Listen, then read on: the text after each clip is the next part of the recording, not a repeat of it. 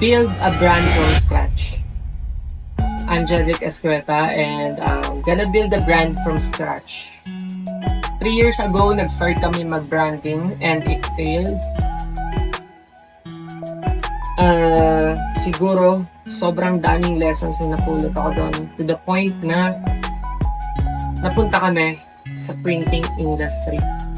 So, we've been into the printing industry and actually hanggang ngayon, meron kami printing industry.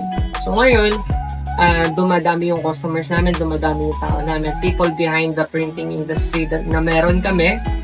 We have the shop, we have the production unit, and we have 3 different departments.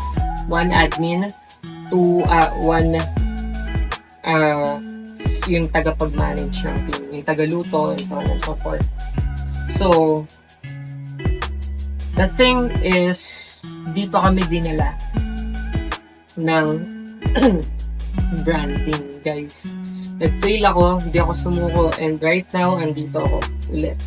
I will try again hanggang sa makuha natin yung perfect formula for branding. For me, actually. So, samahan niyo ako na i-explore ang branding. Samahan niyo ako na mag-create ng community within the brand that I'm going to make. Here's my goal. Here's my objective. After 5 years, this is going to be the biggest brand. This is going to be big, guys. I want this to be big. So, I'm going to make big movements, syempre, big strategies. Everything that I'm going to do here, bibigay ko yung full effort ko for this to happen. So, siguro we will start day 1. I think we're going to start with the brand name, with the brand logo, brand identity.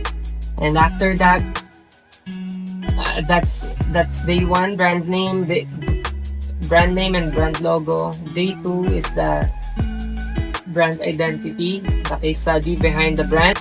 Day 3 is content creation, product research, creating a website. So lahat yan ita-topic natin. I don't know kung saan tayo papunta neto, and I'm just starting talaga, di ba? From scratch na. So I'm going to plan this well for you guys para makita nyo din yung process, step by step process natin, kung paano natin siya gagawin, paano natin siya i-execute. So, siguro yun muna sa ngayon.